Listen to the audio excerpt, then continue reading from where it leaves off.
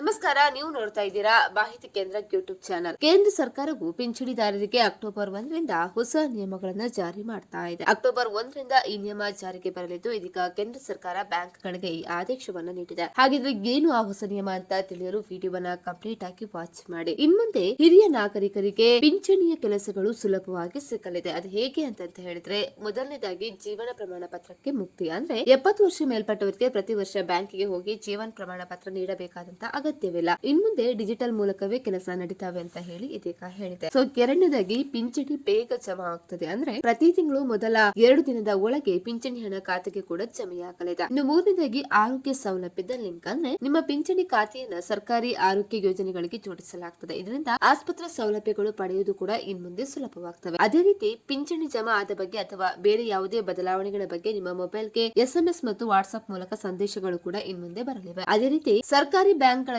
ಪಿಂಚಣಿದಾರರಿಗೆ ಮಾತ್ರ ಒಂದು ಪ್ರತ್ಯೇಕ ಸಹಾಯವಾಣಿ ಕೌಂಟರ್ ಕೂಡ ಇನ್ಮುಂದೆ, ಅಂದ್ರೆ ಹೆಲ್ಪ್ ಡೆಸ್ಕ್ ಕೂಡ ಇನ್ಮುಂದೆ ಇರಲಿವೆ. ಸೊ ಈ ಹೊಸ ನಿಯಮಗಳು ಅಕ್ಟೋಬರ್ 1ರಿಂದ ಜಾರಿಗೆ ಬರಲಿದ್ದು, ವಯಸ್ಸಾದವರಿಗೆ ವೇಗವಾದ ಮತ್ತು ಸುರಕ್ಷಿತವಾದ ಮತ್ತೆ ಅನಗತ್ಯ ಓಡಾಟ ಇಲ್ಲದ ಸೇವೆ ಕೂಡ ಇನ್ಮುಂದೆ ಸಿಗಲಿದೆ. ಸ್ನೇಹಿತರೆ, ನಾವು ಮಾಡಿರುವಂತಹ ವಿಡಿಯೋ ನಿಮಗೆ ಇಷ್ಟ ಆದಲ್ಲಿ ವಿಡಿಯೋಗೊಂದು ಲೈಕ್ ಅನ್ನು ಕೊಡಿ. ಅದೇ ರೀತಿ ಮತ್ತಷ್ಟು ಅಪ್ಡೇಟ್ಗಾಗಿ ನಮ್ಮ ಚಾನೆಲ್ ಅನ್ನು ಕೂಡ ಸಬ್ಸ್ಕ್ರೈಬ್ ಮಾಡ್ಕೊಳ್ಳಿ.